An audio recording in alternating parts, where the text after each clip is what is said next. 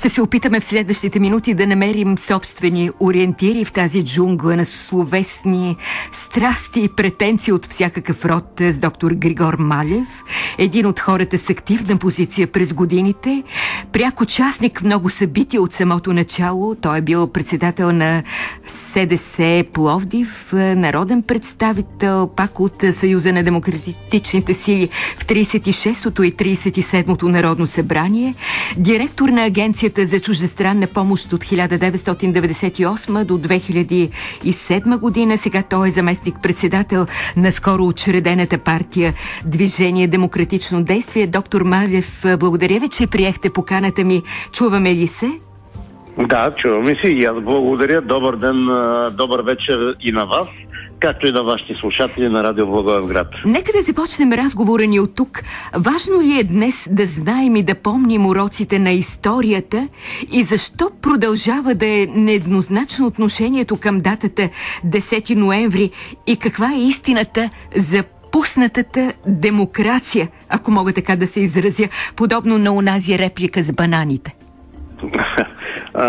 Пуснатата демокрация е направена благодарение на желанието на другарите комунисти, които фактически решиха да привъртат държавната собственост в еднолична собственост. И точно това беше постигнато с 10 ноември, като за много кратко време беше отпуснато възможността случайни хора като мене и като много други да участват по-малко в политическата власт. За съжаление, това време беше, което трансформира бившите другари и бившите комунисти в съвременни днешни капиталисти на България. За съжаление, това е истината след 25 години.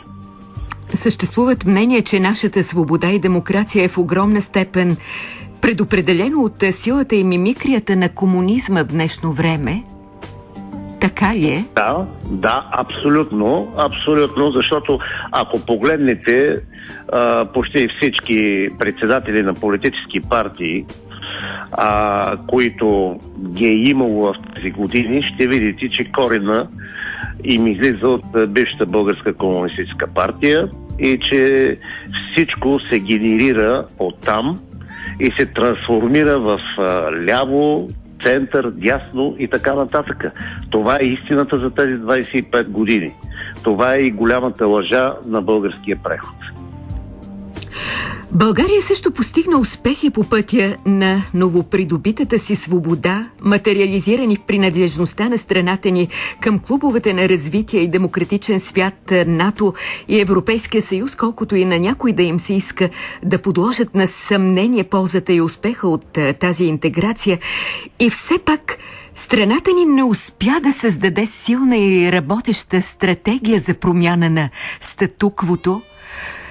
Позволихме на криминализираните фракции на бившия режим да завземат ключови позиции в стопанското и държавно управление. Защо се случи така?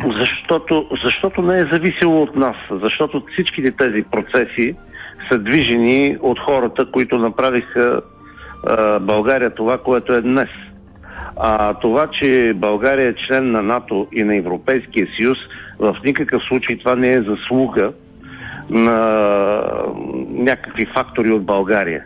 Това е решение, което решение е взето извън България, където е вземено решение, че България е изключително важно да принадлежи към Европейската общност и общността на НАТО. Така че едва ли има тук българска заслуга. Единствената българска заслуга в това време бяха честните хора, искрените хора, които искаха промяната, които желаеха България да стане една хубава, приветлива европейска държава, но за съжаление за тези 25 години не е направено и йота, за да може това да бъде така и България да изглежда така. Надявам се, че в следващите години ще дойде този момент, защото не може България като член на Европа и като член на НАТО да продължава да съществува индиферентно в политическата система на Европа и на света. Така че ние като народ и като страна ще трябва да си определим и къде сме. Не можем да стоим разкрачени и на запад, и на изток и постоянно да изпълняваме това, което ни се заповядва от изток. И да имитираме дейност, която е в полза на Запада. Каква е честната равносметка за тези 25 години? Имаме управление реално на демократичните сили само 4 години и 9 месеца. Ами, за съжаление, да, толкова се събира, но бих казал, че дори тези 4 години не са пълни, защото в тези 4 години, когато Съюза на демократичните сили или ОДС имаха властта, се извърши много за трансформацията на собствеността в ръцете на бившите комунисти, защото както и да погледнете този процес, също така и руското участие в български икономически живот, а именно Нефтохим Бургас, известен днес като Лукойл, и много други неща, които бяха извършени от Иван Костов, който в никакъв случай не бих определил като десен и като човек, който е мислил за доброто и бъдуването на нашата държава. Единствено нещата минаваха през лични интереси и услуга и правенето на много неща в полза на бившите комунисти. И това го казва депутат от Съюза на демократичните сили от две народни събрания. 36-то и 37-то. Да, така е. За съжаление, ние бехме изключително искрени хора, изключително емоционални хора. Не мислихме тогава в онези години за забогатяване, не мислихме за някакви други неща, а мислихме единствено България да бъде една добра и светла европейска държава. И да бъдем и приятели и съюзници с хората, които движат прогреса, а не с хората, които създават лагери и унищожават човешки съдби. Това беше идеологията ни, това беше идеализма ни и тогава в тези години, когато се правеше всичко това, не се мислеше за пари, не се мислеше за бъдещето дори на хората. Не мислиха, а мислиха как по-бързо България да стане желаната страна, която и нашите деди, нашите дядовци, нашите бащи са мечтали да бъде това. Някога да дойде светлото в България, да дойде хубавото в България. Но за съжаление все още го няма. Какво се случи, доктор Малев, с енергията на тези много честни хора, които наистина искаха, вярваха в промените, искаха да участват в тях? Тези хора се затвориха в себе си, останаха по населените места, не вярват в нищо и са изключителни песимисти, за съжаление. А от друга страна, техните деца и нашите деца напускат всеки ден хубавата ни държава, отиват да живеят и да работят далече от тук. И в този аспект погледнато, като че ли комунистите постигнаха своето, което си го поставиха в тези години. Но аз се надявам, че с Божията подкрепа и с мъдростта на този народ ще излезем от това състояние. Нека да кажем, че най-изкоренимият мит, свързан с комунизма през последните 25 години, е, че здравеопазването и образованието са били безплатни.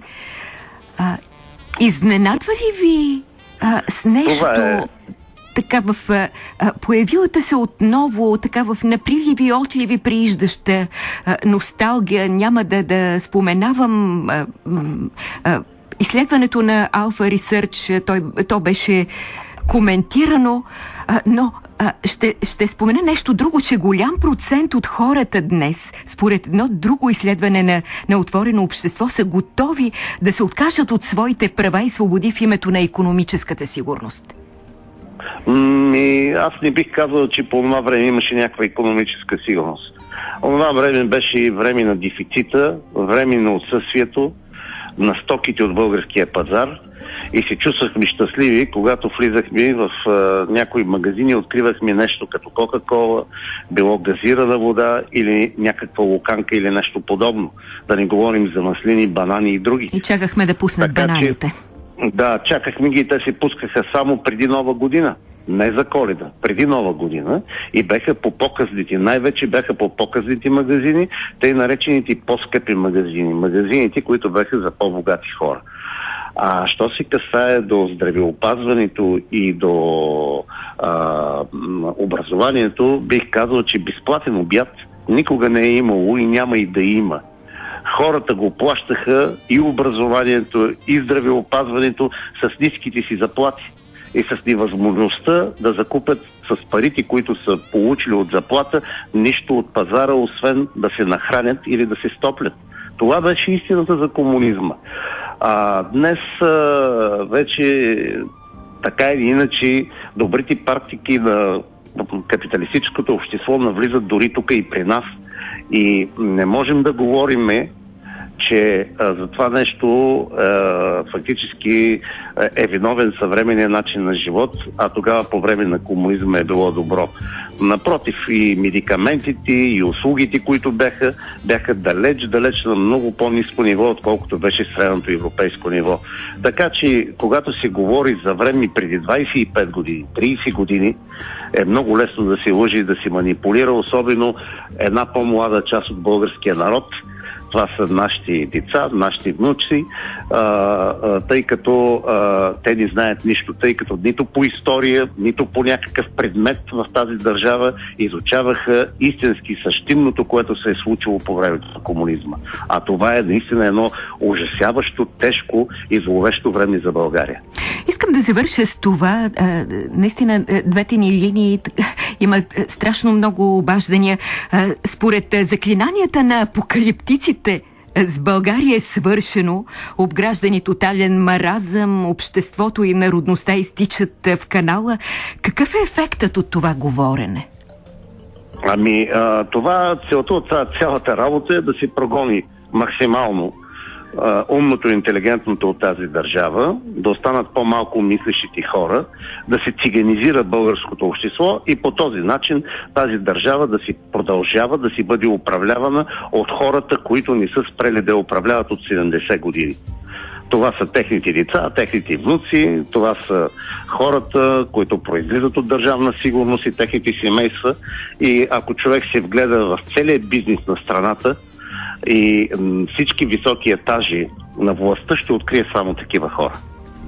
Благодаря ви много, доктор Малев, за това интервю. Григор Малев, депутат в 36-то и 37-то Народно събрание. Остават ни още няколко минути до края на днешния слушателски форум. Нека да чуем 8833 16